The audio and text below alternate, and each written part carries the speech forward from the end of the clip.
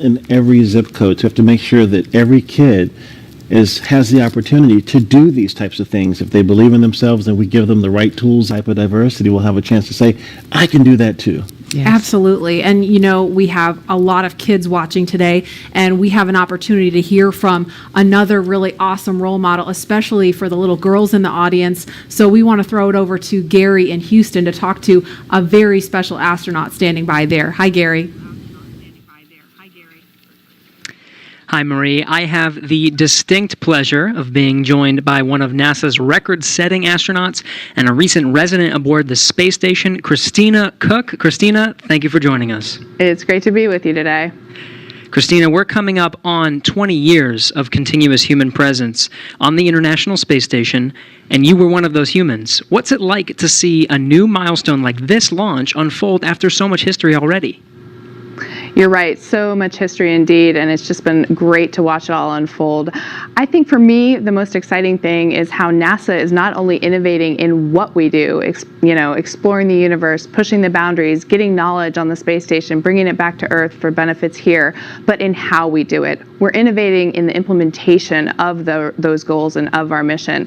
And what that means is that bringing in the private sector, bringing in a commercial space economy for low Earth orbit, means space is going to be more accessible and more innovative, and it's just an awesome new era of history to be able to witness. You hold the record for the longest single stay by a female astronaut in space. What's it like living aboard for so long? Well, it is truly a privilege every single day. I have to say it's a beautiful thing to look down on the Earth and to be able to kind of contribute to a space program that you yourself have held in such high regard your entire life.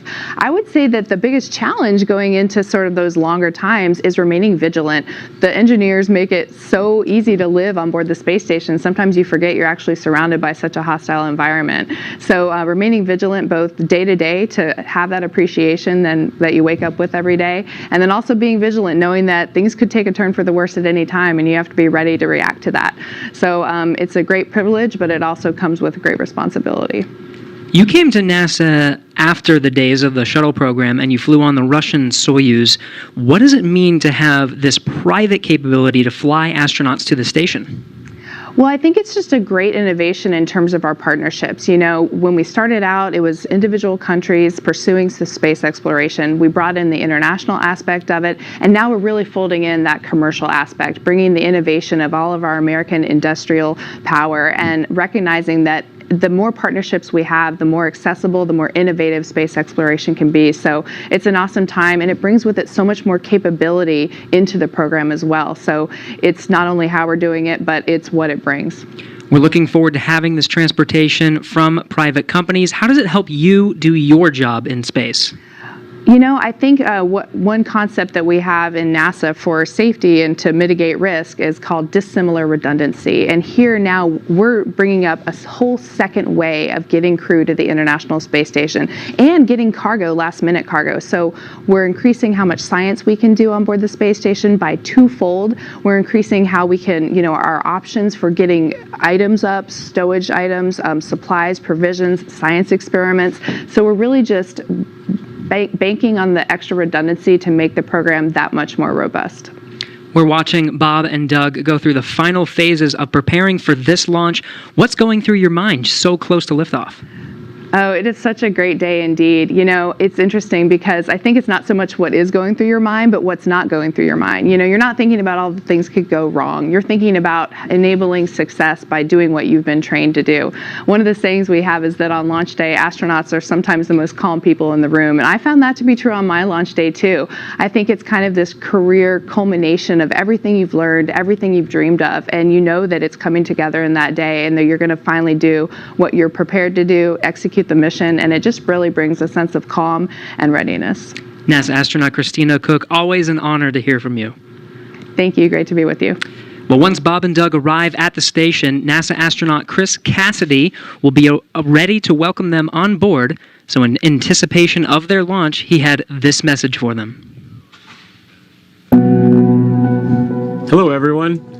I'm astronaut Chris Cassidy, commander of Expedition 63 on board the International Space Station, flying 250 miles above the Earth. Like you, I'm excited about today's launch and the possibilities it will bring to America and to the world. But also, I'm very excited that two close friends will be arriving and joining the crew. I had the privilege of flying with Doug Hurley on both of our first shuttle missions back in 2009. Together, we came to the International Space Station and helped construct the amazing facility that it is today. Although this will be my first mission with Bob, it was my honor to follow him as the chief of the office when he left back in 2015 to begin training for this amazing mission. Personally, I've been very fortunate to fly in two different spacecraft. Launching from America on the shuttle, and most recently launching from Kazakhstan in the Soyuz. But I can't tell you how exciting it is to know that we're once again launching Americans from the coast of Florida. And finally, here's a story I'd like to share with you. Back in 1981, John Young and Bob Crippen launched on Space Shuttle Columbia, the very first space shuttle flight, marking the last time we flew Americans on a brand new vehicle. 434, Mike, QRE. Roger. With them, they flew an American flag, representing America's technical prowess. Roger, roll, Atlantis. 30 years later, that same flag was flown to the International Space Station. This flag remains here today, waiting for Bob and Doug.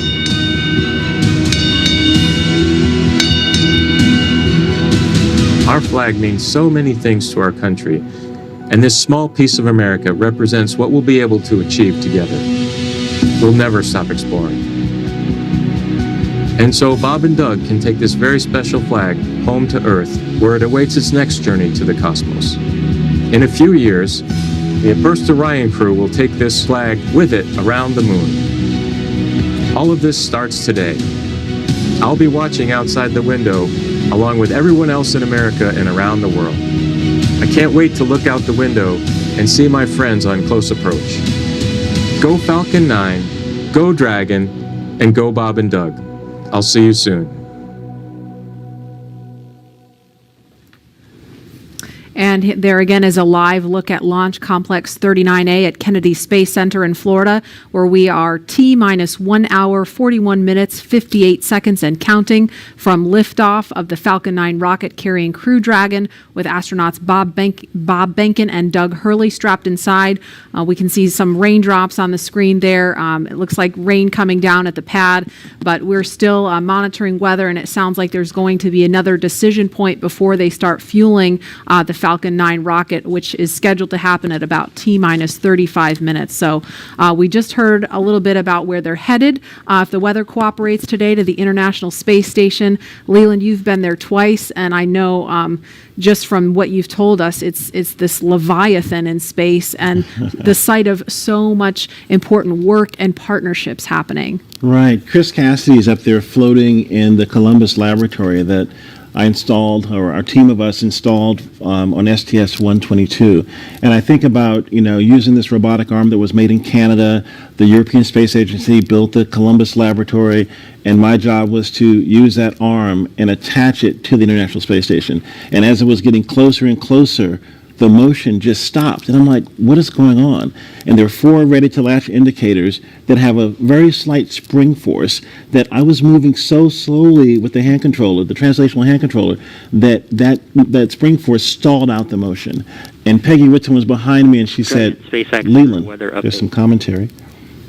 Weather update, I think. Go ahead, sir. Hey, Doug. We're still waiting for a weather update expected at 18 Zulu. Therefore, the next assessment will be closer to the propellant load time.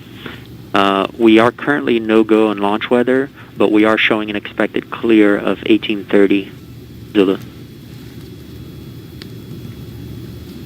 Okay, copy all. Thanks for the update. So we just heard if they were to launch right now, the weather would be no-go. However, it sounds like there may be an opportunity if the weather clears, as it sounds like they expect it may. So again, we're gonna keep listening as we continue talking. If we start to hear any kind of chatter, especially if it's about the weather, we're going to do our best to quiet down so that we don't step on that and everyone can hear it along with us. But Leland, you were just talking about the work on station and Peggy Whitson was getting ready to tell you something. Well, so the Columbus laboratory is stalled out. It's about to be attached, and there were 10,000 people waiting. Their job security depended on me installing this thing properly. Right. And Peggy said, Leland, push just a little bit harder on the hand controller, and all 4 ready-to-latch indicators went green. And I was like, yes! And that was our primary mission objective. But that paled in comparison to what happened next. Peggy invited us over to dinner in the Russian segment, and we had this meal with people from all over the world, Russian, German, French, African American, Asian American, this diversity that we talked about earlier.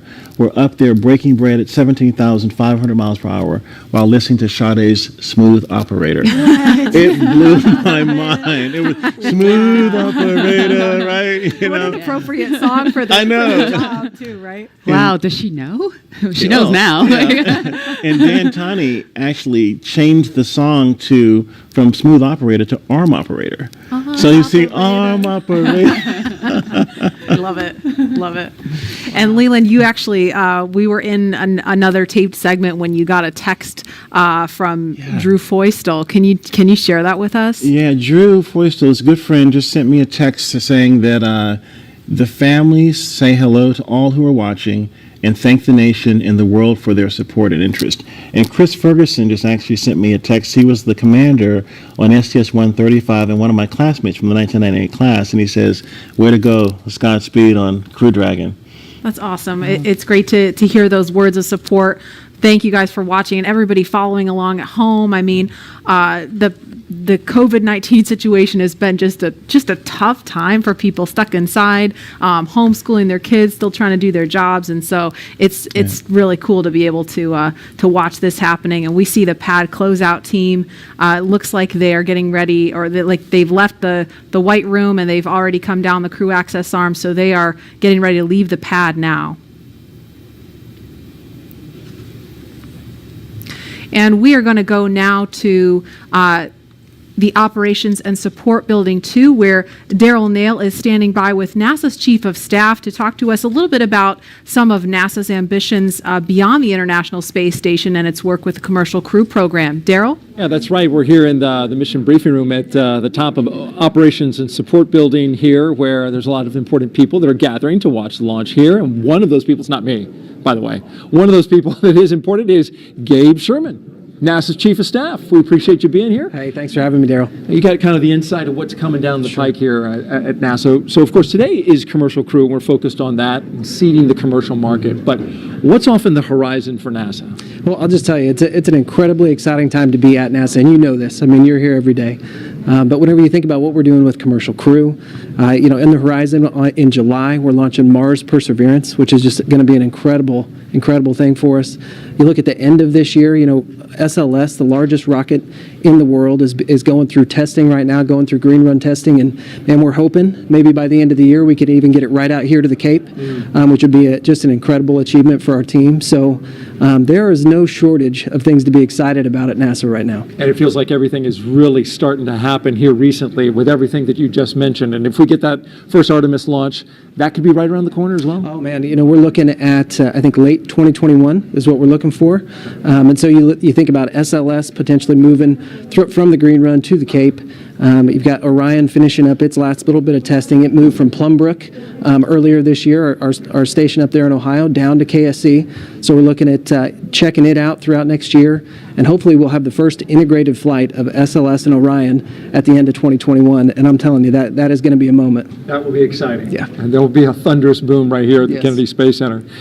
So with Mars as the end goal, how does all of this get to that end point? You bet. Now, and I think that's what's so important about the Artemis program, right? Our long-term vision is to get to Mars. But, when you think about Artemis, everything that we're doing at the moon is helping us learn, prove out capabilities and technologies, work through the right mission durations, understand how we utilize the resources of the moon potentially to go further onto Mars. So the technology, the science, the exploration, architecture that we're putting together, each and every piece of it is helping us learn a little bit more, prove out a little bit more so we can take that next giant leap to Mars. And so everything that we're doing at the moon helps prepare us to move on to Mars. How about the activity in low Earth orbit, like commercial crew, which is happening today? How does that help us for missions to the moon? Yeah, I think anytime you're launching humans, you're learning, right? And you're taking what you've learned and you're moving it forward to the next mission. But I think it's really about the business case. If you think about what commercial crew is, it's NASA moving from owning and operating hardware to buying a service, right? And if you remember, just a few weeks ago, we awarded 3 contracts on the human landing system to commercial companies. And so we're hoping that we move to a day where we're actually buying a service to get our astronauts back and forth to the moon. So actually enabling the commercial market to go from low Earth orbit all the way out to lunar orbit. And so commercial crew is a great proving ground for that, helps us prove out that business case, build those partnerships, and then we get a feed forward to the moon. So it means a lot. This means a lot as we move out. And it's really exciting when you talk about the commercial crew, the commercial aspect going to the moon, and those partners. They're going to be studying those landers to see if they are viable for NASA? Yeah, working through a tremendous process with the commercial providers and NASA engineers, going through initial designs right now, looking at the capabilities that they've proposed, and then trying to make decisions on which landing system goes early in 2024, which landing systems are better prepared for sustainability out in the later 20s. And so that is going to be an ongoing process throughout this year and moving into next. So it's going to be really exciting to kind of see what comes out as, hey, this is the lander that's going to take the first woman and the next man to the moon in 2024. Right, so different than the time of Apollo when we went to the moon, and that program ultimately came to an end. The idea here, though, is to try to create some sustainability. Talk about that. Right, and sustainability, you can get to sustainability if you have reusability, right? And that's what we're seeing with commercial crew for sure.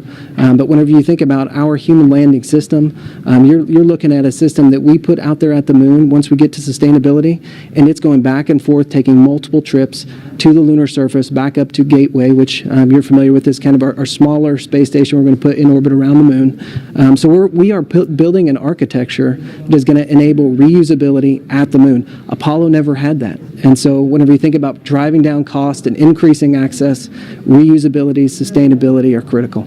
So you get to see everything from a very high level at NASA. What's it like for you personally, I'm curious, to be here at the Kennedy Space Center to watch a launch and to just see this amazing facility where all of this activity happens? Yeah, I think sometimes people think since I work at NASA, I'm around this stuff all the time. I'm not, right? I don't get to come down here nearly as often as I'd like. So it's just as exciting for me as it is for anybody else in this room. When you think about all the hard work that our team has put in to get us to this day, to actually come down and be a part of it with them, it's just overwhelming and incredible. So we're just a little bit excited. All right, Gabe Sherman, NASA's Chief of Staff. We appreciate you joining us today and enjoy the launch. I certainly know you will if we're able to get that one off. We're going to toss this back now to Hawthorne, California. Joining us now is SpaceX's Lars Blackmore to discuss SpaceX's future ambitions to visit the moon and Mars. Thanks for joining us again today for a second round. You're welcome. Could you tell us just a little bit about your background and what you do here at SpaceX? Yeah, well, I'm in charge of entry and landing for Starship, which is SpaceX's next rocket after Falcon 9. And before that, I worked for many years on the same thing for Falcon. So hopefully today you'll see another one of those landings on a drone ship. Awesome. And speaking of that, what role does reusability play in getting people to the moon and Mars in the future? Well, it's really all about making human spaceflight affordable. And what you want for that is a 100% reusable rocket. Now, Falcon is only partially reusable, but Starship is going to be 100% reusable. And we've actually already started working with NASA on using Starship to send astronauts to the surface of the moon for the first time since 1972. Not only that, Starship will be refuelable on orbit. And the combination of those two things will let us send people basically anywhere in the solar system with more payload for less money than I think people have really been contemplating. I think for the first time we can seriously talk about things like lunar bases, or what SpaceX cares about most, a self-sustaining civilization on Mars. Right. So what you're saying is I will have an opportunity soon to get on board one of those spaceships. I very much hope so. Yeah. So speaking of reusability and landing, I know you mentioned Starship will be refuelable in orbit, but Falcon does come back and land back on Earth. What are the challenges with actually landing on the moon and landing on a planet like Mars? Yeah, well, you can't land like a plane because the moon and the Mars either have no atmosphere or have a very thin atmosphere, and even if you could, there's no runway that someone's built for you. So that's one of the reasons that we do propulsive landing on Falcon, because we want to figure out how to do propulsive landing. That fundamental architecture works on basically any planet. If you have no atmosphere like the moon, you do a propulsive landing burn all the way. If you have a thick atmosphere like Earth, you let the atmosphere slow you down as you float down and do a short landing burn at the end. And for Mars, which has an atmosphere but a very thin one, you do something in between the two. Wow. Yeah, that sounds really difficult. And I'm sure there's been a lot of effort put into that. Can you tell us anything about what we're working on now to get us to a point where we can do a landing like that in such a harsh environment? So figuring out propulsive landing is really the key part of it. But what people may not realize is that every time we bring Falcon back, we do something called an entry burn. So just before we hit the atmosphere, we light the engines to slow the rocket down. That happens high up where the air is very thin, and it just so happens that the conditions there are very similar to what a Mars landing burn would look like. So even though it takes months to get to Mars, and you can only do it every 2 years when the planets line up, we effectively get to practice Mars propulsive landing every time we bring Falcon back, including, hopefully, today. Wow. And as you mentioned, every time we bring Falcon back, we learn something new. Can you tell us a little bit more about what we learn after the vehicle has returned and we're able to check out the vehicle? Yeah, so Jessica actually mentioned this earlier, that I talked about how cost is really one benefit of reusability, but reliability is the other benefit. I mean, imagine that you do all this planning to send a rocket up through the rigors of launch and re-entry, but you don't get to see the rocket afterwards. And what we would like to do with reusability, what we've been able to do with Falcon 9, is see the rocket, inspect it, and because of that, we've been able to correlate our models pre-flight to what actually happens when you launch, re-enter, and land a rocket. Right, instead of just guessing what happened to the vehicle after it's left. Exactly. That is amazing. Well, thank you again for joining us today for a second round. Hopefully the weather works with us today in a couple hours, actually. Let's throw it back to KSC with Marie. All right, actually, we have Lauren here. Now, today's mission opens up the door to one day allowing the general public to be able to visit places like the moon and Mars. And as you've heard through several interviews today, reusability is a really, really important part of that. Imagine if every time you flew a plane from LA to New York, you threw it away at the end of the flight. That means essentially airline travel would be too expensive, costing hundreds of millions of dollars a flight, and almost no one would be able to fly. And so that's what SpaceX is trying to do here with reuse, allowing not just a handful of people to be able to go to space, but tens of thousands and hundreds of thousands of regular folks like you and me to be able to go to space. So, myself, when people like me have a chance to go, I know my dream is to land on Jupiter's moon, Europa. Scientists believe that there is a liquid water ocean underneath the ice, and it has the potential to be habitable. And so I'm super excited to get up close and personal to maybe some space fish. Leland, what about you? Where would you go? Wow, that's a pretty interesting destination. I think I would like to go to Mars. We've studied Mars so much and looked at it, and I think maybe having a Martian base that is dog friendly, bring the pups along, because I think as we explore, we want to take our families, our cultures, our traditions, with us, and flying with Doug and Bob is cool, but having more people, There's the dogs. The puppers, We love taking the the dogs. puppers to space. I mean, they're not. They look ready to go. They too. are ready to go. We just needed maybe some like SpaceX type suits for them, But it's that's what it's all about, exploration. Like the settlers going the West. You know, they took everything with them, and they started these new communities and these new traditions. And I think that's what we do with space travel. We start new traditions and communities and bring everyone together as one family, one civilization. Absolutely. We're here for it. And knowing that the opportunity to fly to space as a private citizen is really just right around the corner, we have a new poll question on Twitter for you. If given the opportunity to fly to the moon, now we're talking the moon, would you fly to the South Pole where no one has ever been, or would you go to the Apollo 11 landing site? So those are going to be some interesting answers. And while there is not a ton of cargo on today's mission, Dragon is carrying 2 very special payloads, aside from Bob and Doug, of course. The first of those payloads is a series of custom art pieces entitled Humankind by Los Angeles artist Tristan Eaton. These indestructible, double-sided paintings made from gold, brass, and aluminum celebrate how far humanity has come, as well as how far we still have to go. It includes a beautiful homage to the Saturn V rocket, as well as a nod to Bob and Doug's current ride to space. And you can find more images and information about these pieces on SpaceX's social channels.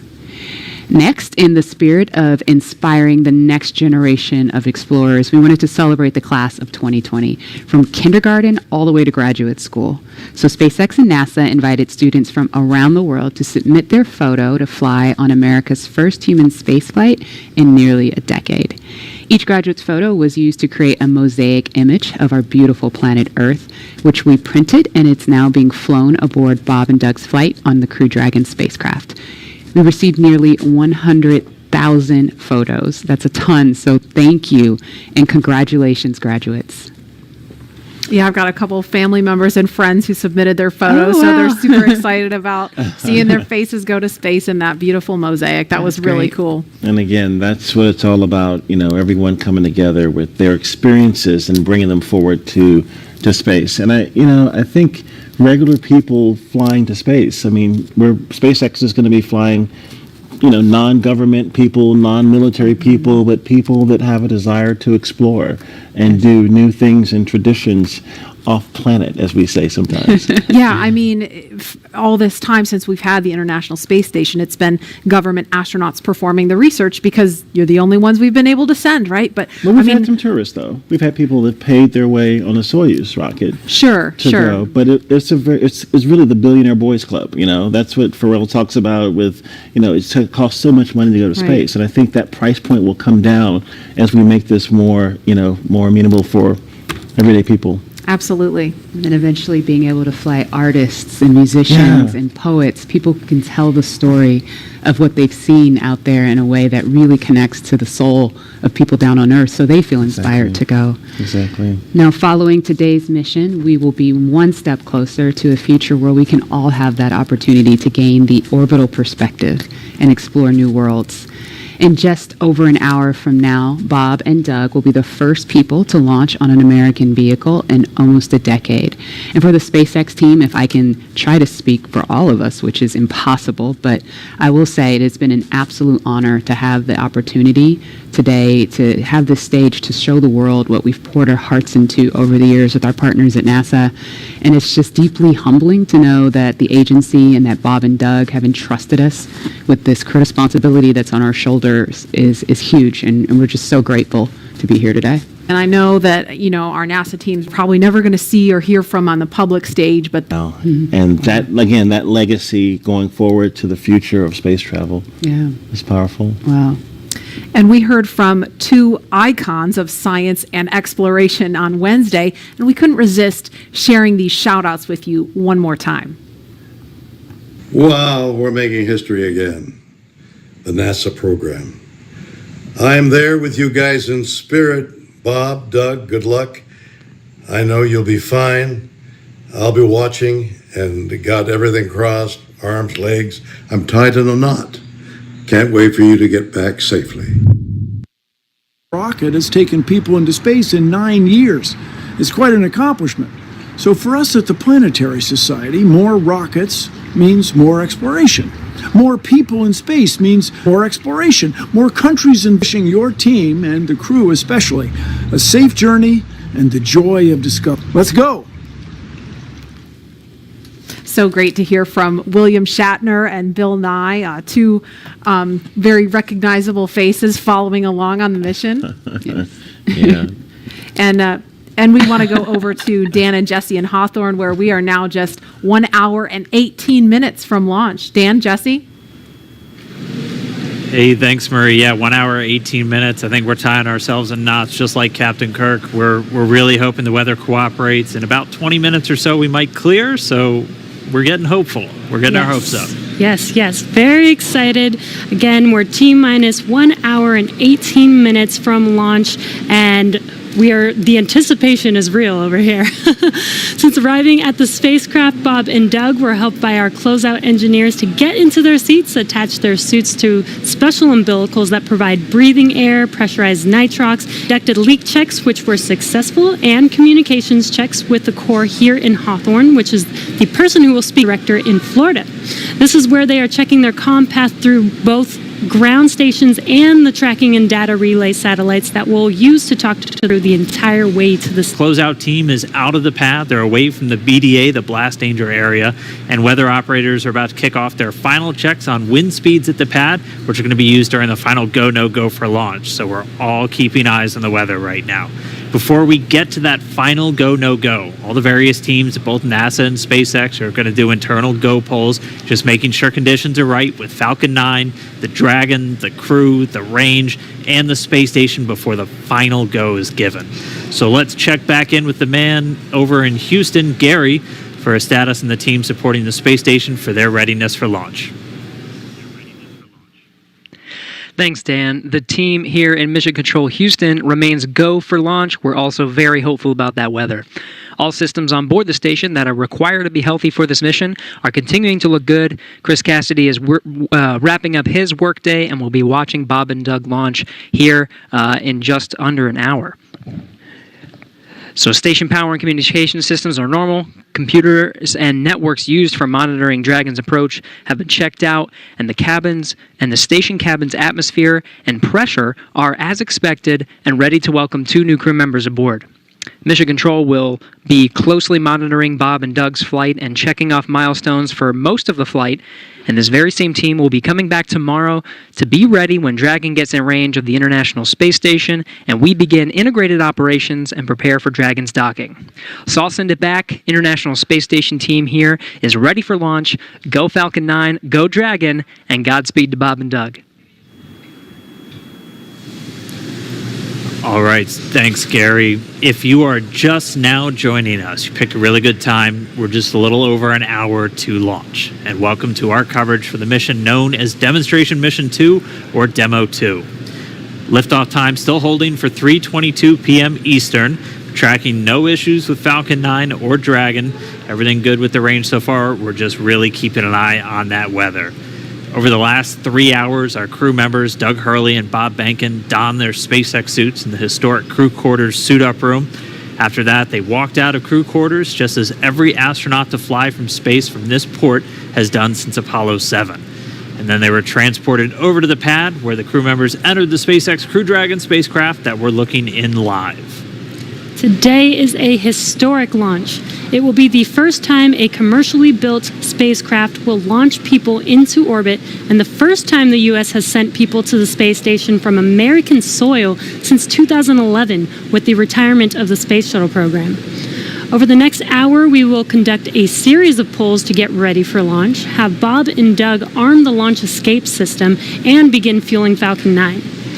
Launch is set for 3:22 p.m. Eastern. This will include a 12-minute flight to orbit and then a 19-hour flight to dock with the International Space Station tomorrow morning. Today's mission is the culmination of years of work between teams at SpaceX and NASA. Demo 2 is going to be an end-to-end flight test starting with this launch today, going on to dock with the space station tomorrow, and then splashing down at the end of their mission. And this is going to be the final test for NASA to certify SpaceX for regular crew flights to the space station. We've been hearing a little bit from the crew on board Dragon, which you can see on your right screen. They are currently strapped into their seats and already through communications and leak checks. They're able to follow all the milestones still ahead on those display panels just above them, getting insight into all Dragon and Falcon 9 systems as we proceed towards launch. So at T-minus 1 hour and 13 minutes, let's check in with John I for a status update on the vehicles. What's the update, John? Thanks, Jesse. Well, not much to add to what Dan and Jesse just brought up. We've had a smooth countdown this afternoon. SpaceX team is working no issues as the pace begins to pick up here in the last 70 minutes. On Falcon 9, we did get the team on console. Earlier, you heard the comm checks between the responsible engineers and the crew. The engineers will be making calls on ascent for the crew's benefit, so they want to make sure that they could hear them before we go. The propulsion checkouts of the first and second stages are beginning right now. We're watching them begin to go through the process, opening valves. That check will go for about another 10 minutes, and that'll be our last one until propellant loading. Now the team will assess readiness for launch with a final go, no-go poll at T-minus 45 minutes, and that'll be followed by propellant loading starting at T-minus 35 minutes. Now earlier today, Dragon operators also performed a series of checkouts of Dragon's flight systems. The spacecraft is also currently go for launch. Our NASA crew, astronauts Doug Hurley and Bob Behnken, are currently inside Dragon. The hatch is closed. The SpaceX ground crew has left the tower. The next major event for Dragon is Retracted, the crew access arm that you can see currently alongside the capsule. That'll happen somewhere between T-minus 45 and T-minus 42 minutes. Now the range is currently clear for launch from historic Pad 39A. The worldwide network of ground stations and the tracking and data relay satellites are ready to support Dragon as it heads into orbit. The weather, that's the one concern. We will get a weather brief at T-minus 1 hour, so just under 12 minutes from now. Currently, the ground and upper altitude winds are go, so that's one thing that we can check as green. At the current time, we did have some rain earlier that appears to have let up, but we are red on conditions for both the electric field at surface levels, lightning, and cumulus clouds. There is a expectation that a forecast that'll be coming up at about T-minus 1 hour also may give us clearance of those conditions. So everything is focusing now on the weather brief at T-minus 1 hours. Also, we should hope to hear about the final check on the ascent corridor. That's the weather along the Atlantic seaboard in case Dragon had to abort on the way to space. The conditions there have been marginal, but the expectation that it would be good for launch. But we will get all of that coming up here very shortly prior to entering propellant load. Now today we are aiming for a launch at 3:22:45 p.m. Eastern Daylight Saving Time, or 19 hours, 22 minutes, 45 seconds Universal Time. Once we begin loading propellant, there's no opportunity to change T0. So once propellant is loading, we're committed, and we'll get one chance at it today. But currently at T-minus 1 hour, 10 minutes, and 30 seconds, everything except the weather is go for launch. Thanks, John, for that detailed update. We've got an extensive history now of flying Falcon 9 from the Florida coast, and just last year completed a test run of the mission. We're less than an hour from beginning here today. The purpose of that mission was to demonstrate Dragon's capability to safely and reliably fly to and from the International Space Station. The success of Demo 1 was a really exciting moment, Falcon paved 9, the way Falcon for 1 today's starting. mission to where we are today. And right now we're getting ready to fly U.S. astronauts from U.S. soil for the first time since 2011. Dragon and Falcon 9 together have years of operational experience, or what we refer to as flight heritage. As I mentioned earlier, SpaceX has successfully completed 21 flights of Dragon to and from orbit since 2010, including 20 trips to the International Space Station. Not only have we conducted thousands of hours of testing, we've also enhanced and added a number of safety features to Dragon. Much of what was learned with the Cargo Dragon was leveraged in the design of this new vehicle. It's fully autonomous, which means it can basically fly itself, but also features that full manual override capability just in case of emergency. And many of the other enhancements help towards SpaceX's goal of reusability and less refurbishment time between missions. So let's take a closer look at these advancements. Standing at almost 27 feet tall from the very bottom of the trunk to the very top of the nose cone, Crew Dragon's comprised of two main elements. You have the capsule, which is designed to hold crew and pressurized cargo, and then you have the trunk, which holds unpressurized cargo as well as having a solar array and radiator. And the nose cone at the top of the capsule protects the docking system as well as the guidance navigation control system, or what we call GNC. The nose cone opens for docking and remains attached to the Crew Dragon spacecraft, and that's unlike the previous version of Dragon, and that helps towards our reusability efforts. Completely opposite the nose cone is that trunk. It has attachment points for Falcon 9, the Dragon capsule, and it can hold cargo.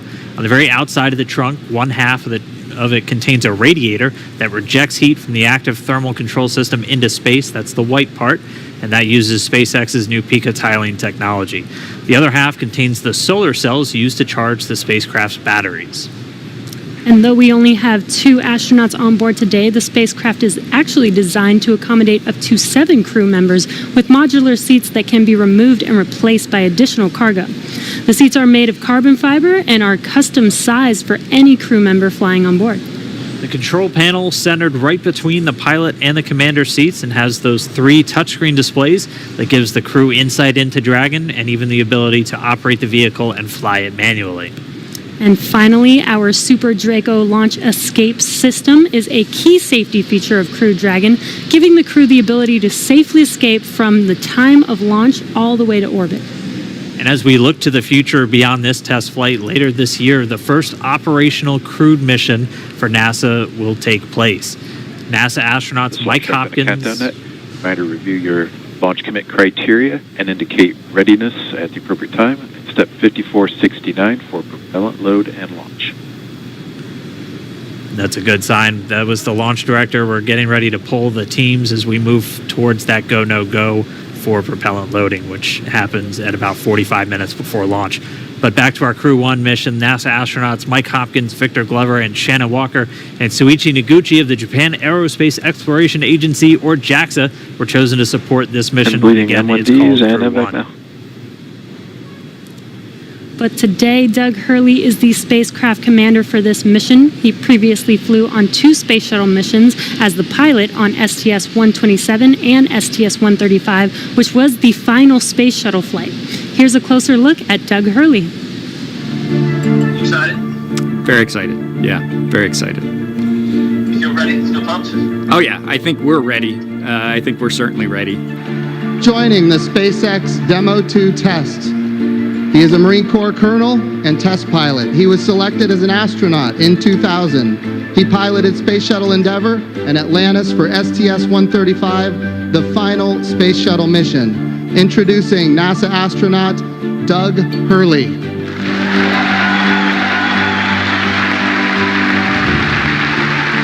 It's a life-changing process in so many ways to fly into space. It's just overwhelming in some respects. Just the sensations, the rumbling, the shaking, the acceleration.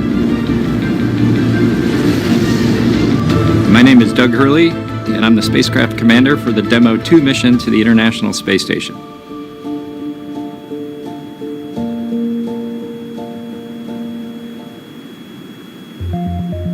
This will be the first time the Dragon had a crew on board, and so there's a myriad of objectives we want to achieve for this mission. What would work on orbit, what might not work on orbit, what would definitely work.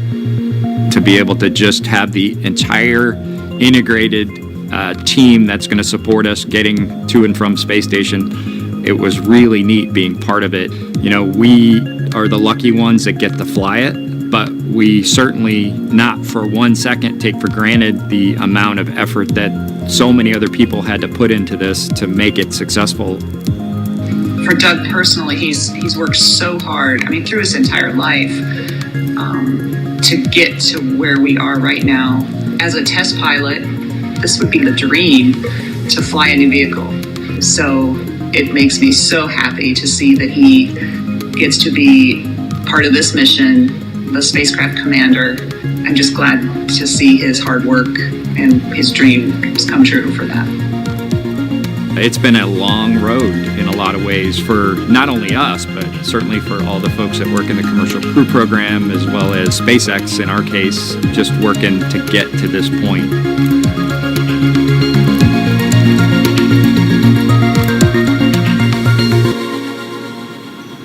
And we're a little over 1 hour, 3.5 minutes away from launch. Now let's learn a little bit more about the man sitting next to Doug Hurley inside Dragon, NASA astronaut Bob Behnken. My career at NASA has kind of spanned a couple of decades at this point. I arrived with the class of 2000, went through the training program, primarily focused on the Space Shuttle and the International Space Station, learning those systems. Having launched a couple times on vehicles, you know, the second time was definitely different than the first time. You can feel a little bit guilty of, hey, should I study one more thing, or is there one more piece of information I should get? Am I really prepared or not? So that's definitely different between where I was on my first flight and where I'm at right now. For me personally, as a spouse, watching everything that Bob has put into this over the last 5 years, the dedication that he's shown, the perseverance is pretty special. For both of us, though, the way our minds work, it won't be until sort of the mission is complete that you have really a chance to savor it and celebrate it. This is a huge accomplishment for an Air Force flight test engineer to be part of the demonstration mission of a brand new vehicle. It's going to be amazing. Without a partner that has that same appreciation, I think it can be challenging for some folks. There's a lot of work and a lot of time that takes away from family that that my spouse appreciates, and I love her for that. On a deeply personal level, I'm really excited that my son is get a chance to see me launch into space. Being an astronaut has been a little bit of an abstraction thing because he's seen me do it in old videos, but he hasn't seen me do it for real. And so I'm excited for him to see this launch. Really, my role on the Demo 2 mission is to make sure that we get this vehicle tested and evaluated so that we can move on to more operational missions at the International Space Station. We've got a lot of objectives on board the vehicle that we need to accomplish to really make sure that it's good to go. We'll make sure all those systems are working during the test flight so that the future missions will have them available even if they don't plan to utilize them.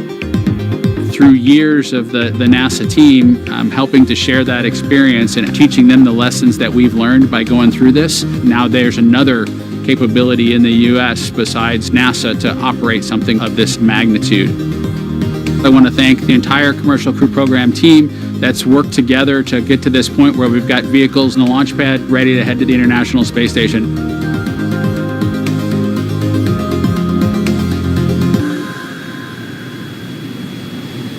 If we look even further into the not-so-distant future, flying on a mission to space will be an option for more people as SpaceX plans to also fly private astronauts on board Dragon. Earlier this year, SpaceX signed an agreement with the space tourism company Space Adventures to fly up to 4 passengers on an orbital trip aboard Dragon as early as next year. And of course, it's NASA that is making private astronaut missions to the space station a possibility. We are looking forward to these missions, and we hope that you guys are all too. All right, we are just 20 seconds away from T-minus 1 hour. This is going to be a really big moment that everyone's going to want to listen to. We're expecting a weather update, obviously hoping that the weather is improving, and so we should find out in the next 10 seconds or so. So we're going to stand by for a moment and wait for the Corps to give Bob and Doug a call, and then we'll all hear Dragon, the latest. SpaceX, we're at T-minus 1 hour. You are go for Section 6. When ready, report go for launch. We'll put it in work.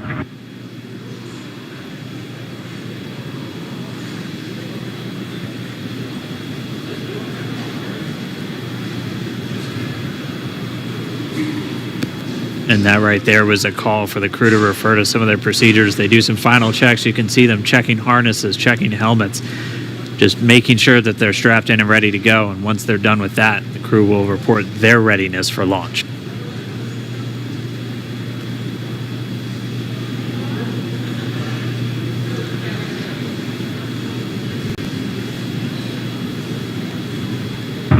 SpaceX Dragon in 6.4. Bob and I are go for launch.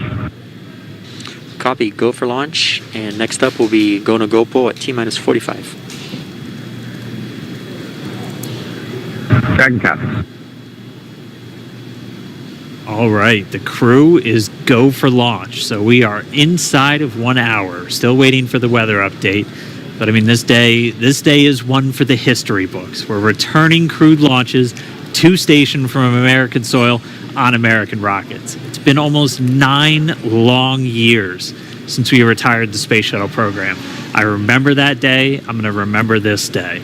It's been a long road to get here, countless hours by thousands of dedicated professionals from NASA and SpaceX. It's been an exciting week, but this last final hour is just so exciting right now. Today's mission will be Crew Dragon's second test flight and its first test with humans on board. It's been an awesome countdown so far. Weather, we're still waiting for that update, so it's still a watch item, but the crew is go for launch, so at T-minus 45 minutes, hopefully we'll get an update on that weather. We've had a really clean countdown so far. It started with suit up just over 3 hours ago. The SpaceX team helping Bob and Doug put on their suits, conducting initial checkouts, including an initial pressure and leak check before they got to the actual walkout. And all of that done in that operations and checkout facility. The crew walkout was where Bob and Doug gave their final goodbyes to friends and family gathered outside the operations and checkout building before they began that roughly 20-minute ride to pad 39A. Really touching moment, saying goodbye to their family, both their wives and sons right in front of them. Yeah, very touching moment. It's incredible to be able to watch these moments. And as they got into their Teslas, we got to watch them ride all the way to the pad, and we got some great footage there. And as you can see on your screen, this is some playback from earlier of them getting into those Teslas, about to make that drive down to the pad.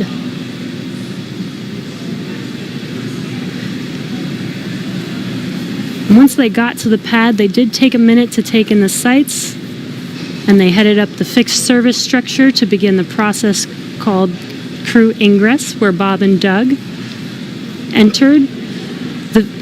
And there you can see on your screen as they're coming through the crew access arm, entering the white room right before they are able to ingress into the vehicle there. Again, this was from earlier. Yeah, this all from earlier. And as we said, that white room, the last place on planet Earth they're standing before they climb into Dragon for the ride uphill. SpaceX carrying over a tradition that NASA had where that was traditionally the room from Gemini, Apollo, and the Space Shuttle, that last place. About 30 minutes ago, we're back with some live video here. The team was able to close Dragon's hatch with Bob and Doug safe inside. So we are under an hour ago. Things are going to pick up as we get close to that go, no go to begin propellant loading and then arming the launch escape system. The crew pull for readiness was completed at T-minus 60 minutes, and the Dragon pull for prop load is coming up here in just about 30 seconds at T-minus 55 minutes. And then following that will be T-minus 45 minutes will be the internal mission control Hawthorne pull, and then the launch director's pull for propellant loading. When we get to about T-minus 40 minutes, the crew access arm will retract, and Bob and Doug will get the call to close their visors and arm the launch escape system. This is the automated system in place that can fire the 8 Super Draco thrusters on Dragon to quickly separate the crew from the rocket, either on the pad or during the flight on the ride uphill. And then once we reach T-minus 35 minutes, propellant loading for the Falcon 9 will begin. We got there on Wednesday. We got all the way down to about 17 minutes before launch before we had to cancel because of weather. But we're optimistic right now. Conditions have been improving, and so we're looking to press ahead once again into loading fuel onto that Falcon 9 rocket. Throughout the countdown, we've been getting some incredible views of the astronauts inside Dragon, just making all of their final preparations, some close-up views of their suits and on the displays as they just are strapped in and ready for launch. The teams often describe the suits as an extension of that Dragon spacecraft. You can always think of it as a mini spacecraft inside of a spacecraft. It's got all of the life support, everything that they need, just like the capsule. The Countdown 1 technical poll is complete. No constraints to proceed into launch escape system arming and propellant load. And there's that call out that the crew is ready. They are ready to load prop onto Dragon. So we are pushing forward towards T0. And while those suits do look great, they are also engineered to connect directly into Dragon seats to provide communications, cooling, and the ability to pressurize if necessary. All right, well, we did get the call out that the technical teams on the ground are ready for launch escape arming and propellant loading. Again, things starting to pick up, things really starting to feel real. Let's jump down real quick to the team at Kennedy. See if you guys are just as excited. I can't sit still right now. It's starting to feel real. Yeah, it's hard to sit still in here, right, Leland? That rocket fuel going through my veins still. I know. It's so awesome when we see them sitting there in their suits. We're less than an hour away now. So far, things look like we might make it. We might make it. So I want to ask you what it was like the first time you put on a spacesuit when you knew you were going to space. Oh, that was February of 2008. We were in the ONC building getting the pumpkin suits on. A little bit different than the SpaceX fly SpaceX suits, but it was kind of surreal, you know. And to think that all of these, it took 10 years of training to fly in space. It took me 10 years from when I got in the Corps in 1998 to flying in February of 2008. So it was a long road to get there, but it was so worth it and so sweet. And, you know, learning how to use the green apple, the connections for oxygen, for cooling, much different than these suits that we have here with SpaceX. And so it's a lot more complicated to go through that whole series of things that you have to do to make sure you're safe in the suit. But we've evolved, we're ready, and they look so cool and calm and collected in their suits and in the vehicle. They're focusing and getting ready to fly in space. And there's so much excitement around the center. I know, Leland, you've been getting some messages. You got another message from another astronaut. Yeah, Sunny Williams. Okay, so Sunny, She's Lauren, kind of the best. She's Sunny a commercial crew also. She was one of the original cadre. She was one of the original 4 who trained with Bob and Doug from the beginning of the commercial crew program. And she's one of my classmates. Look at her there. What is she wearing? There she is. Hey, the Sunny. meatball. I forgive you, Sunny. No, she had the worm on Wednesday, so she wore the meatball today. So She's the best. But now she can wear the worm ball. I guess. Yes. The worm ball. Yeah, she can mix it up. But yeah, Sunny's awesome. She's training to fly on the Boeing Starliner in the not too distant future. So really glad she's watching and showing some love. So thanks a lot, Sunny, for sending that note. And again, we're looking at a live view of the Crew Dragon on top of a Falcon 9 rocket. You can see the crew access arm to the right of your screen. That's the hallway that Bob and Doug walked down to get into the White Room, which was the last place we saw them standing up before they climbed inside Dragon. And again, a wider shot there of Launch Complex 39A, where we are inside of an hour from liftoff, and I think we're just a couple minutes away from the poll we're going to hear before they start propellant load. Again, a 2-stage rocket there. And gosh, you guys, the weather looks not that bad. I mean, obviously that is not an official forecast, but it doesn't look quite as bad as it did Wednesday. We've got a little bit better odds. So there's the countdown clock. We're to helium.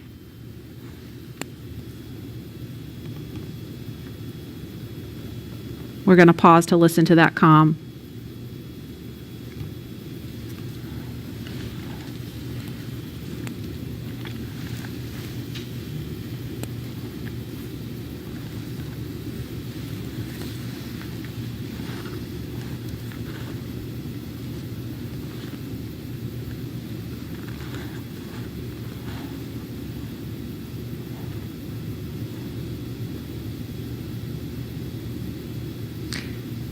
If you're just joining us, we're less than 50 minutes from the scheduled liftoff of the Falcon 9 rocket carrying Crew Dragon. And if we start to hear any kind of update on weather or polling, we will pause to listen in for that. But if things go as scheduled, we should be hearing the launch director verify go for propellant load at about T-minus 45 minutes. So we're going to send it over to Hawthorne to carry the ball. John Instrucker or Jesse, are you there? This weather is go at this time. Dragon copy, go weather.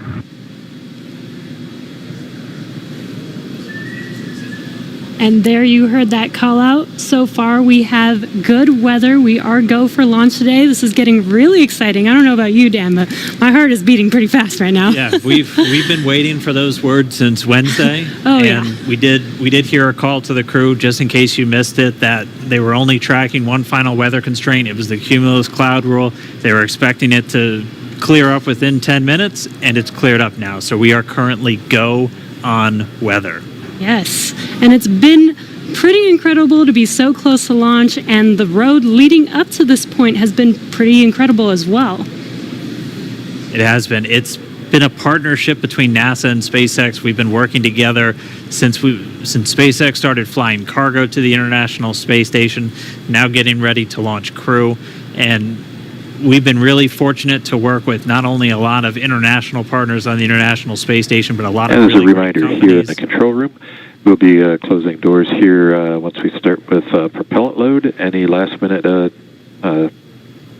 bio breaks, please go ahead and accomplish those in the next few minutes. And the launch director just getting the teams ready. We'll be coming up on that propellant loading again. That starts at about 35 minutes prior to liftoff, so in about 12 minutes from now. There's going to be a go, no go coming up really soon. So let's go over to our man, John I, for the latest. John? It's T-minus 47 minutes, 24 seconds. We're continuing to count down. As you just heard, the launch director and launch team are preparing for the readiness for launch poll. Now, the launch director is currently checking with Dragon mission director, NASA launch manager for their readiness. And actually, it sounds like everybody is good there. The launch director will then ask the team, he'll tell them the poll is open, and the 13 members of the SpaceX launch team will be electrically polled for their go to load propellant, as well as continue all the way to launch. Now, we will hear that poll results and a briefing from the launch director at about T-minus 45 minutes. The good news right now is that the weather is go. All the conditions that were read shortly a while ago at T-minus 1 hour have cleared. Where, as the weather forecaster said, cautiously optimistic. Currently, Countdown. the probability... Poll is complete. We're go for propellant load.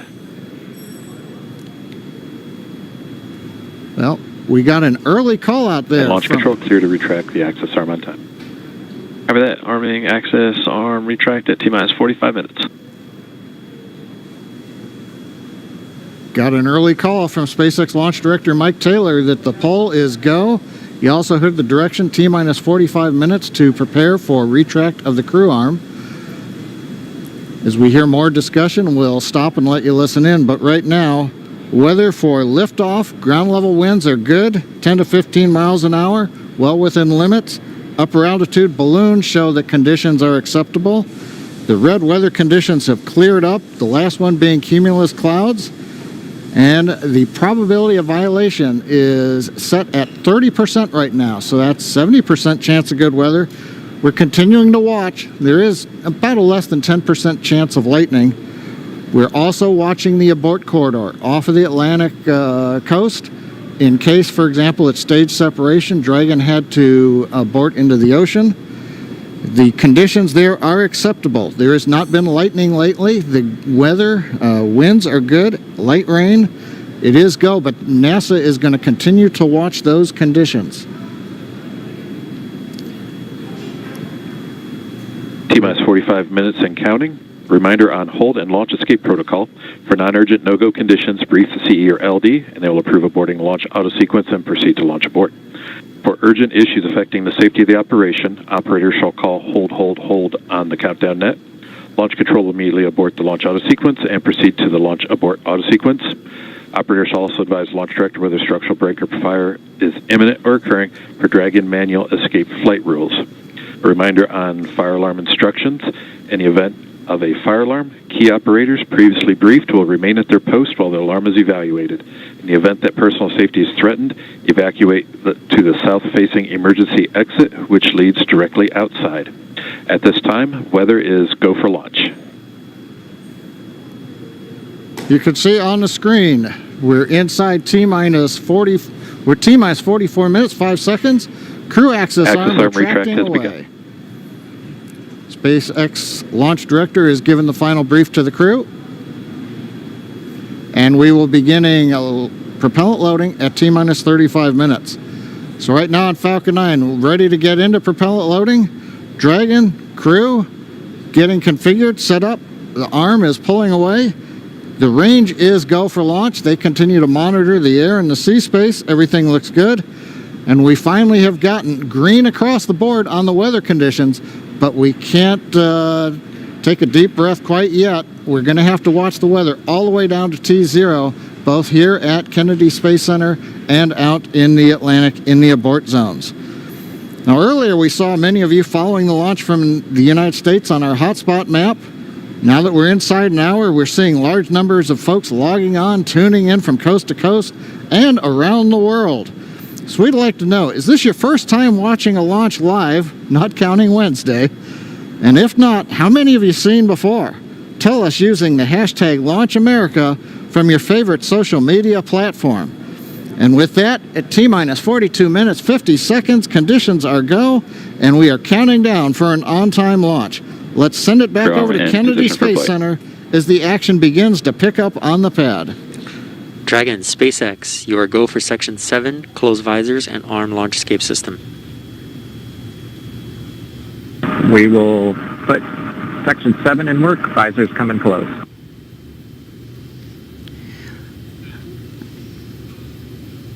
All right, the countdown clock is continuing to tick. My heart is continuing to beat 5 million beats a second, and we are getting so close. SpaceX Dragon in 7.2, visors are closed. We're arming launch escape system. Copy. And as you just heard, the crew is arming the launch escape system. That is one of the absolute last big milestones prior to liftoff, other than nominal Falcon operations.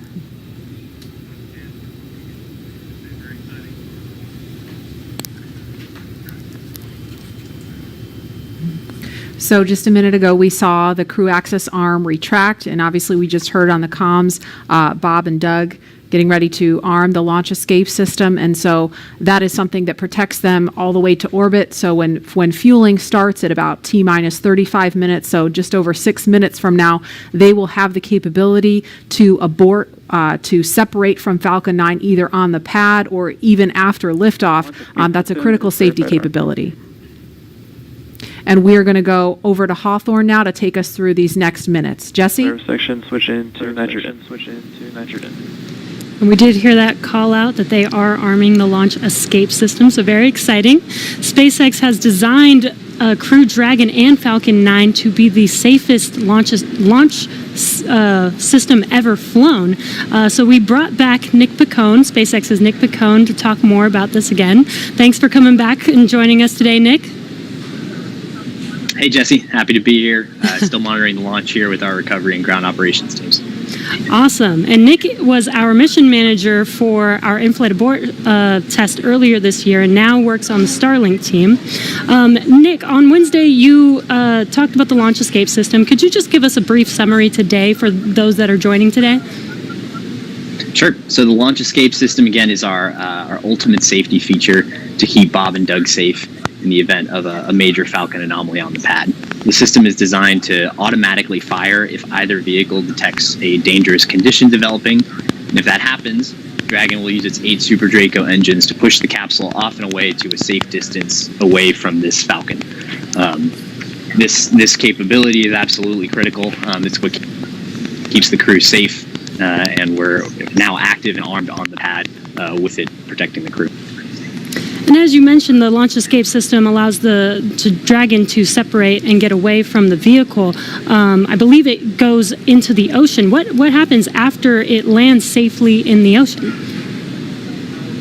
Correct. So for most of our failure modes, the successful end state is Dragon deploying parachutes, splashing down safely in the ocean. But since a launch escape can happen while the vehicle's on the pad or anywhere in flight up through orbit, it could be splashing down right off the coast of Cape Canaveral. It could be splashing down thousands of miles away in the North Atlantic.